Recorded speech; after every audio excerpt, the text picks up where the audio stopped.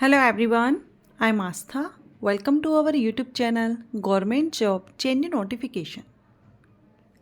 आज हम बात करेंगे आरबीआई में जो ग्रेड ए और ग्रेड बी ऑफिसर की वैकेंसीज आती हैं इसके बारे में हम जानेंगे। RBI means reserve bank of India, जिसको हम भारतीय रिजर्व बैंक भी कहते हैं। आरबीआई की तरफ से ग्रेड ए और ग्रेड बी ऑफिसर के लिए हर साल नोटिफिकेशन रिलीज़ किया जाता है। 2025 का भी नोटिफिकेशन रिलीज़ हो चुका है। आज ही नोटिफिकेशन रिलीज़ हुआ है तो हम उस नोटिफिकेशन को भी कवर करेंगे।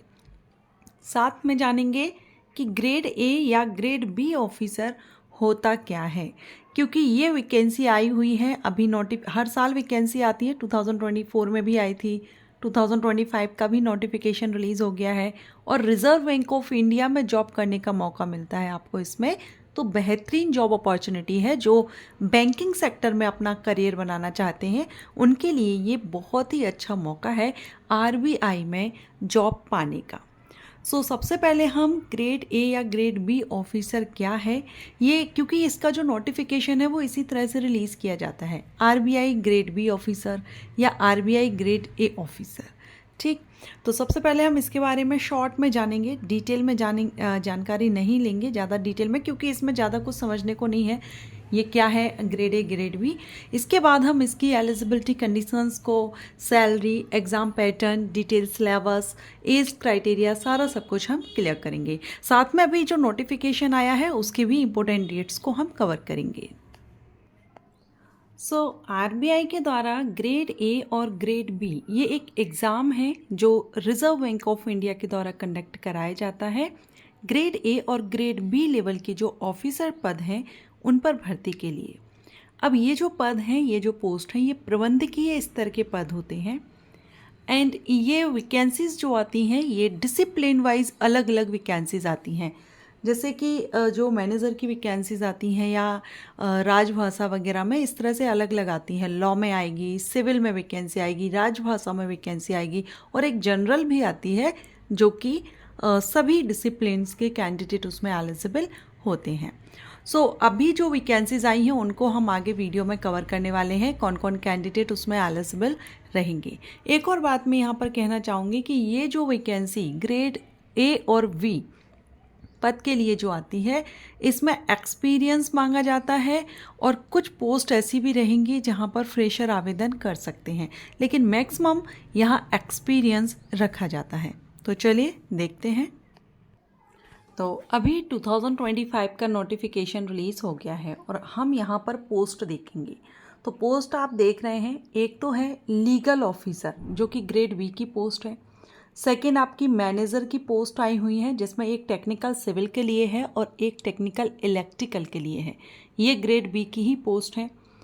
फोर्थ जो पोस्ट है वो असिस्टेंट मैनेजर, ये राजभाषा में आई हुई है ग्रेड ए के लिए, और assistant manager protocol and security में ग्रेड ए के लिए वैकेंसी आई हुई है। तो जैसा मैंने आपको बताया था कि इसमें डिसिप्लिन वाइज वैकेंसीज आती हैं। तो अभी एक तो लीगल ऑफिसर की जो वैकेंसी है ये लॉ कैंडिडेट के लिए है जो लॉ फील्ड से हैं, कानून। मैनेजर जो है सिविल और इलेक्ट्रिकल, ये सिविल और इलेक्ट्रिकल वालों के लिए हो गई। एंड राजभाषा और प्रोटोकॉल सिक्योरिटी, इनके लिए हम आगे देखेंगे कौन इसमें आवेदन कर सकते हैं। तो यहाँ अभी आज ही इसका नोटिफिकेशन रिलीज़ हुआ है, वेबसाइट पर डिटेल नोटिफिकेशन आ चुका है। आप चाहें तो वेबसाइट पर जाकर के डाउनलोड कर सकते हैं। टोटल नंबर ऑफ वैकेंसी 28 है। 28 पदों के लिए नोटिफिकेशन रिलीज़ किया गया है। नेशनलिटी, तो इसके लिए इंडियन सिटीज़न आवेदन कर सकते हैं और आपकी जो एलिजिबिलिटी क्राइटेरिया है वो 1 जुलाई 2025 से देखी जाएगी। मोड ऑफ एप्लीकेशन, अप्लाई आपको ऑनलाइन करना होगा। इम्पोर्टेंट डेट आप देख लीजिए 2025 के लिए 11 जुलाई, आज से एप्लीकेशन स्टार्ट हो चुके हैं। लास्ट डेट 31 जुलाई 2025 है, 11 से 31 जुलाई। ठीक, नेक्स्ट हम बात करेंगे इसमें डेट ऑफ एग्जामिनेशन की। तो अगस्त में 16 अगस्त 2025 एग्जामिनेशन डेट यहाँ पर बता दी गई है। 16 अगस्त 2025 को आपका एग्ज़ाम कंडक्ट कराया जाएगा। अब बात करेंगे legal officer in grade B. तो लीगल ऑफिसर के लिए जो एज है वो 21 से 32 साल, minimum 21 year and maximum 32 year रहेगी और एज आपकी 1 जुलाई से काउंट की जाएगी। वर्थ डेट भी आप देख सकते हैं, जैसे आप एज के हिसाब से आपको क्लियर नहीं होता है तो यहाँ वर्थ डेट दी गई है। ये डेट आपकी इन्हीं के बीच में आपका वर्थ होना चाहिए। अपर एज लिमिट में यहाँ पर रिलैक्सेशन 3 साल का मिल जाएगा LLM कैंट डिग्री जिनके पास है, 5 साल का मिल जाएगा। जिन्होंने PhD अगर लॉ में किया हुआ है तो उनको 5 साल की छूट मिल जाएगी।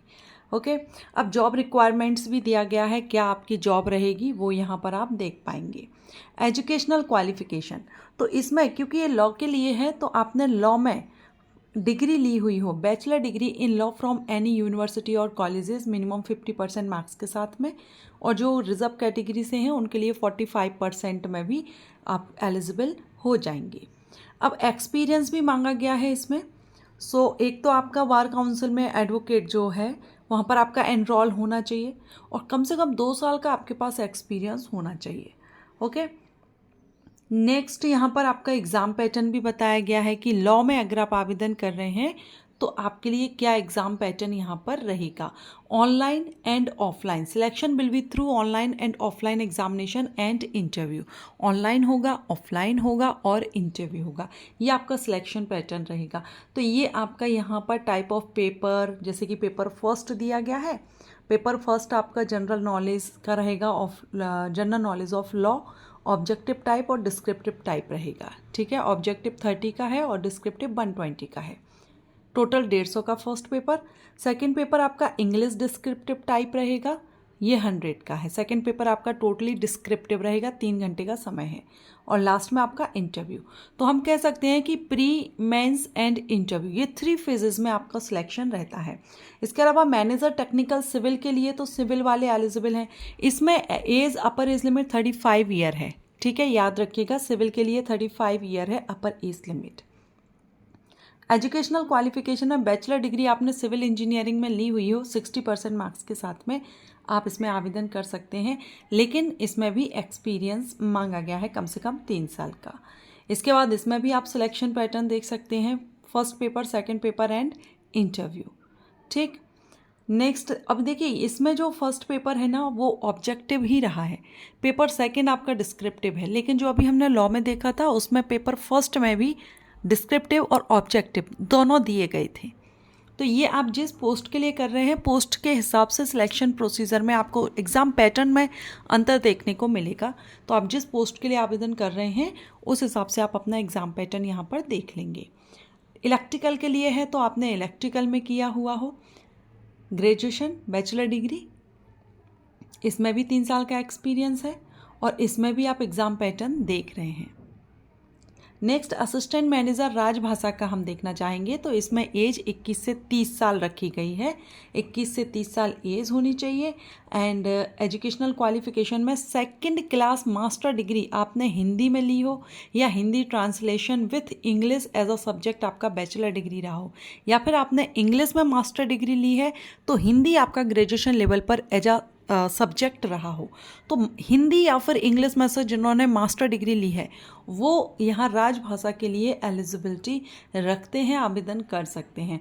बाकी सेकंड क्लास मास्टर डिग्री अगर आपने संस्कृत में भी की है, इकोनॉमिक्स में की है, कॉमर्स में की है, विथ इंग्लिश और हिंदी आपका ग्रेजुएशन लेवल पर सब्जेक्ट रहा है तो भी आप आवेदन कर सकते हैं। मींस मास्टर डिग्री जरूरी नहीं है हिंदी और इंग्लिश से ही हो, अगर हिंदी या फिर इंग्लिश दोनों में से किसी एक लैंग्वेज से है तो भी अच्छी बात है, और नहीं है तो फिर आपने इकोनॉमिक्स, संस्कृत, कॉमर्स इससे किया हुआ हो तो भी आवेदन कर सकते हैं। लेकिन ग्रेजुएशन लेवल पर हिंदी और इंग्लिश में से कोई एक एज अ सब्जेक्ट आपका होना चाहिए। या फिर आपने मास्टर डिग्री आपने हिंदी और इंग्लिश दोनों में ही ली हुई है तो भी आप आवेदन कर सकते हैं राजभाषा के लिए। तो इसमें मास्टर डिग्री होल्डर्स एलिजिबल रहेंगे। एंड यहाँ पर मैंने इसको चेक किया तो इसमें एक्सपीरियंस नहीं मांगा गया है, राजभाषा में मुझे कहीं भी एक्सपीरियंस इसमें नहीं दिया गया है। आप एक बार अप्लाई कर रहे हैं तो एक बार आप भी इसको चेक कर लीजिएगा। अब इसमें आपका सिलेक्शन प्रोसीजर में देख सकते हैं, paper first, paper second and interview, 235 का यहाँ पर टोटल ओवरऑल आपका यहाँ पर सिलेक्शन प्रोसीजर रहेगा।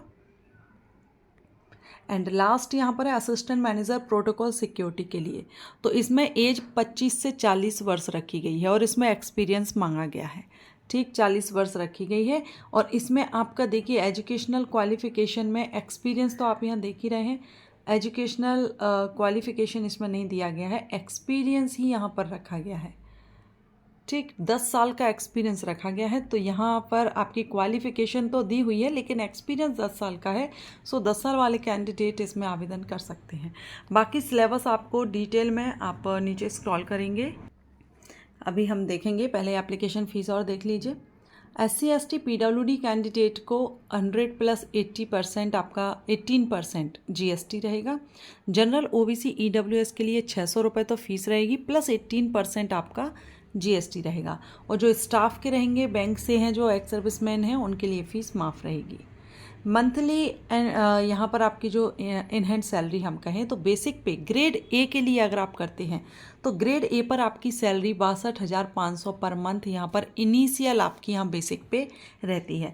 वहीं अगर हम ग्रेड बी की बात करें तो 78,450 पर मंथ इनिशियल सैलरी आपकी बेसिक पे यहाँ पर रहेगी। बाकी क्या क्या बेनिफिट हैं, बैंक के जो भी अलाउंसेज हैं, अदर बेनिफिट जो बैंक कर्मचारियों को मिलते हैं, वो आपको इसमें मिलेंगे। एग्जामिनेशन सेंटर आपको ऑल इंडिया में मिलेंगे। ये आप यहाँ पर चार्ट देख रहे हैं एग्जामिनेशन सेंटर का, नेम ऑफ द सेंटर और सेंटर के आगे कोड भी दिया गया है। जब आप फॉर्म फिल करेंगे तो आपको एग्ज़ाम सेंटर के कोड फिल करने पड़ेंगे फॉर्म में। ठीक, तो एग्जामिनेशन सेंटर आप ऑल इंडिया में देख रहे हैं कहाँ कहाँ पर आपको मिलने वाले हैं। अब बात करते हैं सिलेबस की। तो ये रहा सिलेबस। आप लीगल ऑफिसर ग्रेड बी के लिए अप्लाई कर रहे हैं तो ये पूरा syllabus paper first paper second का सिलेबस आपको दिया गया है। फिर अगर आप सिक्योरिटी मैनेजमेंट, आप यहाँ पूरा डिटेल में देख सकते हैं, सभी पोस्ट के हिसाब से यहाँ पर दिया गया है। ठीक, उसके बाद आप यहाँ फायर सेफ्टी, CCTV बेसिक्स, ये आप मेन पावर, पूरा आपको यहाँ पर डिटेल में दिया गया है।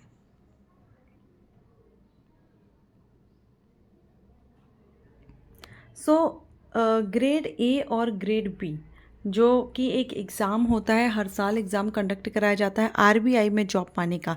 जैसे कि हमने देखा राजभाषा में एक्सपीरियंस नहीं मांगा गया है लेकिन बाकी सभी में एक्सपीरियंस रखा गया है। तो हम कह सकते हैं कि आपकी डिसिप्लिन के अकॉर्डिंग एक तो वैकेंसीज होती हैं, सेकेंड राजभाषा में मास्टर डिग्री एलिजिबल है लेकिन एक्सपीरियंस नहीं मांगा है। तो ये ग्रेजुएशन आपने इंजीनियरिंग फील्ड से हो या आपने master degree Hindi, English, Sanskrit, economics से या कॉमर्स से किया हुआ हो, आवेदन आप कर सकते हैं।